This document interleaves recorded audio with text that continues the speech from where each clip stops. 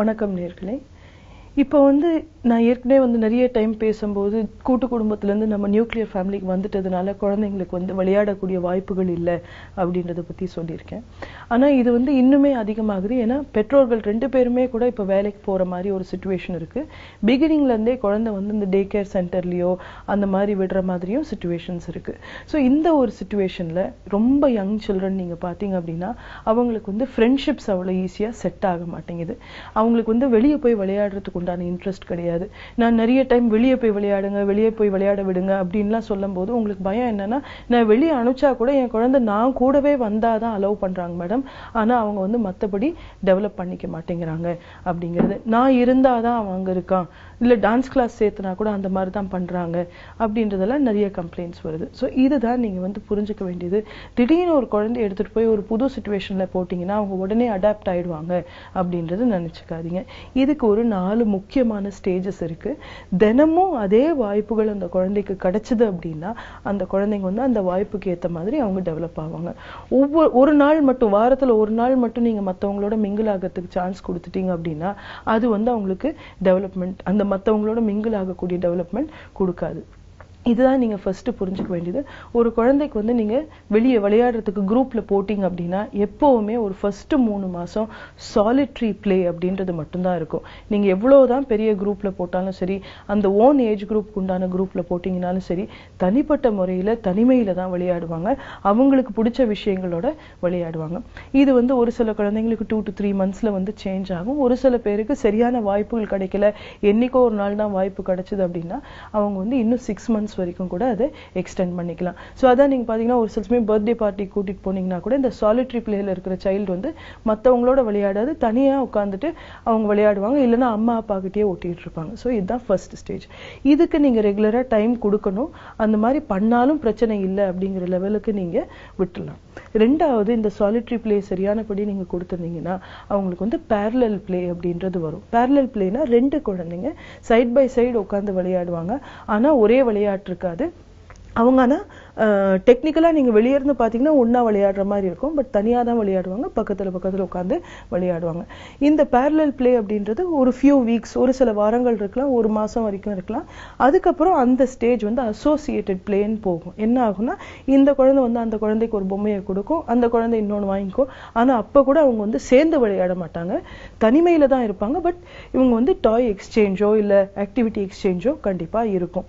இதுக்கெல்லாம் நம்ம டெய்லி விளையாட்டு கொடுத்தாதான் இந்த ஸ்டேஜஸ்க்கு இது போகும். நம்ம வாரத்துல ஒரு தடவை கொடுக்கும்போது சாலிட்ரி பிளேலயே தான் இருக்கும். லாஸ்ட் ஸ்டெப் தான் கோஆபரேட்டிவ் பிளே.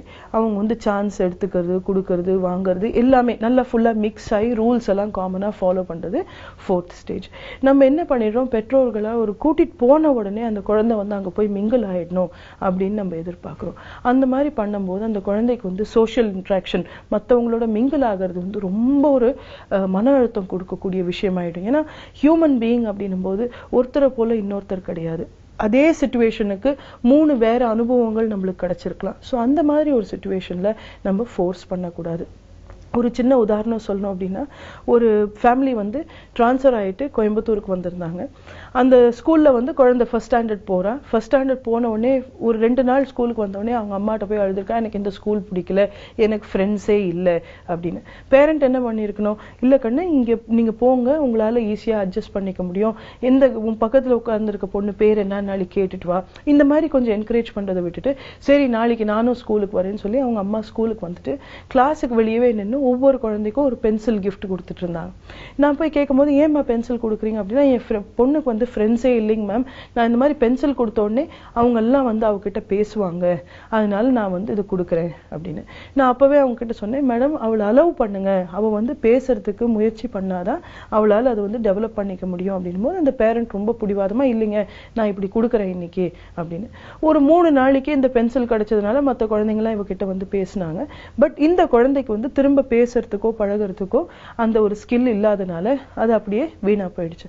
3வது நாள் திரும்ப போய் அவ கம்ப்ளைண்ட் பண்ண உடனே அவங்க அம்மா வந்து எல்லா குழந்தைக்கும் கிரேயான்ஸ் பாக்ஸ் வாங்கிட்டு வந்தாங்க. சோ இந்த மாதிரி ஒவ்வொரு தடவையும் அந்த குழந்தை வந்து தன்னோட திறமைகளை வளர்த்துறதை விட்டுட்டு மத்த குழந்தைங்களை வந்து என்கரேஜ் பண்ற மாதிரி, அதாவது மத்த குழந்தைங்களுக்கு அவங்க அம்மா வந்து கிஃப்ட்ஸ் வாங்கி கொடுக்கறது வந்து ஹேபிட் ஆயிடுச்சு. இப்படி போனா ஒரு குழந்தைக்கு வந்து சமூக வளர்ச்சி, மத்தவங்களோட மிங்கிள் ஆகிறதுக்கு உண்டான வாய்ப்புகள் என்னைக்குமே டெவலப் ஆகாது.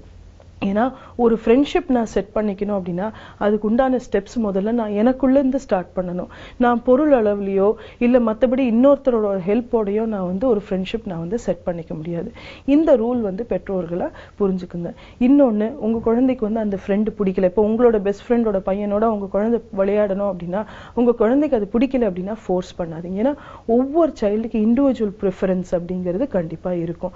அந்த இண்டிவிஜுவல் ப்ரிஃபரன்ஸ்க்கு நீங்க சான்ஸ் கொடுக்கல அப்படின்னா அவங்களுக்கு வந்து ரொம்ப அந்த சுயமதிப்புல தான் வந்து பிரச்சனைகள் வரும். ஏன் அப்படின்னா எனக்கு வந்து சரியா ஃப்ரெண்ட்ஷிப் அமையல அப்படின்னா யார்கிட்டயும் பேசுறதுக்கோ பழகிறதுக்கோ எனக்கு வாய்ப்பு இல்லை அப்படின்னா அது என்னோட செல்ஃப் வொர்த்தை வந்து கண்டிப்பா அஃபெக்ட் பண்ணும். ஸோ பெற்றோர்களா எப்பவுமே ஒரு குழந்தைக்கு நீங்க வந்து சோஷியல் ஸ்கில்ஸ், அதாவது மற்றவங்களோட மிங்கிள் ஆகிறதுக்கு உண்டான ஸ்கில்ஸ் கொடுக்கணும்னா ஆஸ் ஆஃபன் அஸ் பாசிபிள் எவ்வளோ அடிக்கடி கொடுக்க முடியுமோ அவ்வளோ நல்லா இருக்கும். 2வது, இந்த ஸ்டேஜஸ் 4மே அவங்க தாண்டி வரணும். மோஸ்ட் இம்பார்ட்டன்ட், அந்த அனுபவங்கள் எல்லாமே பாசிட்டிவா இருக்கணும்னு நீங்க வந்து எதிர்பார்க்காதீங்க. ஒரு சில நாள் சண்டையும் போட்டுட்டு வருவாங்க. அந்த சண்டை போட்டுட்டு வரும்போது அவங்களுக்கு வந்து சொல்யூஷன் கொடுக்கறது உங்களோட வேலை கிடையாது. சொல்யூஷன் எப்படி தேடணும் அப்படின்ற டைரக்ஷனுக்கு அவங்களை வந்து கைட் பண்ணி விடுறது பெற்றோர்களோட வேலை. ஏன்னா இந்த மாதிரி தான் அவங்களால வந்து ரிலேஷன்ஷிப்ஸ் டெவலப் பண்ண முடியும். சின்ன வயசுலயே உறவுகள்ல இந்த ஸ்டேஜஸ் எல்லாம் அவங்க அனுபவிச்சாங்க அப்படின்னா லேட்டர் ஆன் அவங்களோட ஓன் லைஃப்ல ஒர்க்ல இருக்கட்டும், மற்றபடி மேரேஜ்ல இருக்கட்டும், ரிலேஷன்ஷிப்ஸை வந்து எப்படி டெவலப் பண்ணணும், எப்படி மெயின்டைன் பண்ணணும், அதுல பிரச்சனைகள் வந்தா எப்படி சால்வ் பண்ணிக்கணும். மோஸ்ட் இம்பார்ட்டன்ட், எல்லாமே ஈஸி கிடையாது. ஒரு பொருள்ல வாங்கிக்க முடியாது. அதுல வந்து நம்மளோட சைட்ல கமிட்மெண்ட்டும் இருக்கணும், அன்பும் இருக்கணும், நம்பிக்கையும் இருக்கணும் அப்படின்றது இந்த அனுபவங்கள் மூலமா தான் குழந்தைங்க கத்துக்கிறாங்க. ஸோ இந்த சான்சஸ் நம்ம கொடுத்தோம் அப்படின்னா குழந்தைங்களுக்கு அழகான பர்சனாலிட்டி டெவலப்மெண்ட் நடக்கும். மீண்டும் நாளைக்கு சந்திக்கலாம்.